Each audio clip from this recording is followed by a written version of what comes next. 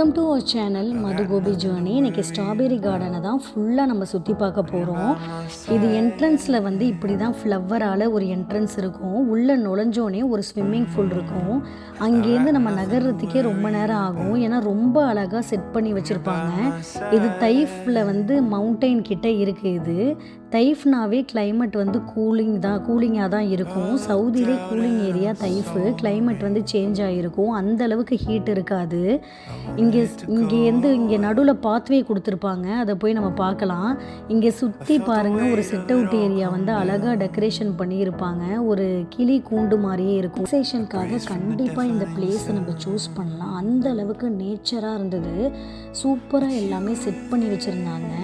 அதை அழகாகவும் மெயின்டைன் பண்ணி வச்சுருக்காங்க. ஏன்னா மெயின்டைன் பண்ணால் தான் இதெல்லாம் வந்து அப்படியே இருக்கும். இல்லைன்னா அந்த அளவுக்கு இதாக இருக்காது. அப்புறம் கொஞ்சம் உள்ளே என்ட்ரன்ஸ் ஆனோடனே வெல்கம் பண்ணாங்க. வெல்கம் பண்ணோடனே சைட்லலாம் பார்த்திங்கன்னா நிறைய ஹட்டு மாதிரியே வந்து நிறையா பிளேஸ் வச்சுருந்தாங்க. இது ரிலாக்ஸேஷனுக்காக உட்கார்றதுக்காக. இந்த மாதிரி 10 ஹவுசஸ் இருந்தது. அதில் நம்ம எங்கே வேணாலும் போய் உட்காரலாம். எந்த ஒரு ரெஸ்ட்ரிக்ஷனும் கிடையாது. இந்த கிளைமேட்டுக்கு இந்த மாதிரி ஒரு இடம் ரொம்பவே அழகாக இருந்தது. சூப்பராக இருந்தது. வெளில வரவே மனசு இல்லை, அந்தளவுக்கு இருந்தது. பின்னாடி மவுண்டெயின்ஸு, இங்கே வந்து இந்த மாதிரி குட்டி குட்டி ஹவுசஸ்ஸு, அது பார்க்கவே ரொம்ப அழகாக இருந்தது. இந்த சைடில் வந்தால் வாத்தெல்லாம் இருந்தது. ரியலாகவே சூப்பராக இதை வந்து செட் பண்ணி வச்சுருந்தாங்க, மெயின்டைன் பண்ணுறாங்க. இந்த பிளேசஸ் வந்து ரொம்ப அழகாக இருந்தது. இந்த வாத்தோட சவுண்டை வந்து கிட்ஸ் ரொம்ப என்ஜாய் பண்ணாங்க. அதே மாதிரியே கத்தி டக்கு மாதிரியே கத்தி பார்த்தாங்க. அப்புறம் ஸ்ட்ராபெரி கார்டனுக்கு கொஞ்சம் உள்ள மேலே ஏறினா ஸ்ட்ராபெரி கார்டன் ஃபைனலாக நாங்கள் வந்து பார்த்தாச்சு. இவ்வளோ தூரம் என்ட்ரன்ஸில் இருக்கிற செட்டப்பை தான் நாங்கள் பார்த்தோம். இந்த செட்டப் அதுக்கு மேலே இருந்தது. கிட்ஸு ப்ளே ஏரியா கொடுத்துருந்தாங்க. இங்கே வந்து குழந்தைங்களை கொஞ்சம் நேரம் ரிலாக்ஸ் பண்ணுறதுக்காக அவங்களுக்கு ஒரு ப்ளே ஏரியா கொடுத்துருந்தாங்க. சரி, வரும்போது பார்த்துக்கலான்னு சொல்லிட்டு கொஞ்சம் ஃபோட்டோஸ் மட்டும் எடுத்துக்கிட்டு நாங்கள் மேலே ஏறினோம். அங்கே பார்த்தாலே தெரியும் ஸ்ட்ராபெரி கார்டனுக்குள்ளே நம்ம உள்ளே என்ட்ரு ஆக போகிறோன்ட்டு. மேலே ஏறும்போதே இங்கே சைட்லலாம் நிறைய ரோஸ் வச்சுருக்காங்க, நிறைய ஃப்ளவர் வச்சுருக்காங்க. அதெல்லாம் சூப்பராக இருந்தது. வெறும் ஸ்ட்ராபெரி மட்டும் வைக்கலை.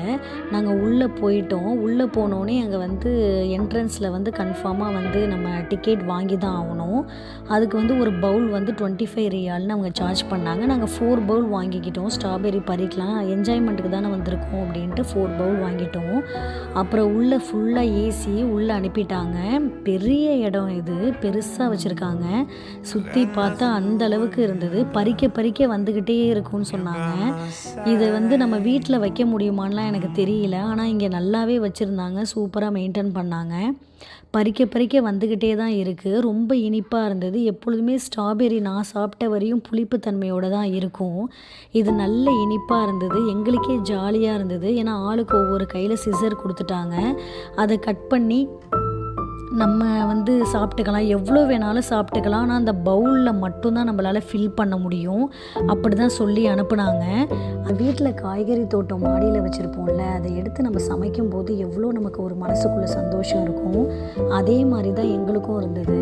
இதை பறித்து சாப்பிடும்போது அவ்வளோ ஹாப்பியாக இருந்தது. இதை பறித்து பவுலில் அதை எடுத்து வைக்கும் போதே ரொம்ப ஹாப்பியாக இருந்தது.